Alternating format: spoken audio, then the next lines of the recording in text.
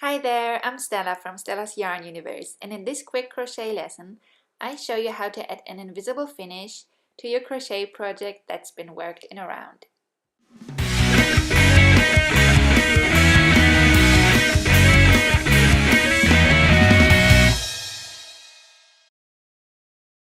Thread the end onto a tapestry needle.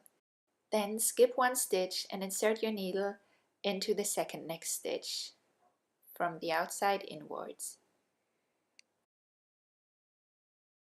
Pull the end through and then insert the needle in between the front and back loop of the last stitch you crocheted. You should stitch through to the inside of your work so that you later can sew in the end from there. And here's your neat looking invisible finish. I hope you found this little lesson helpful. If you did, feel free to like this video and make sure to subscribe to my channel for more crochet tips and tricks and free patterns. Thank you so much for watching. Happy creating!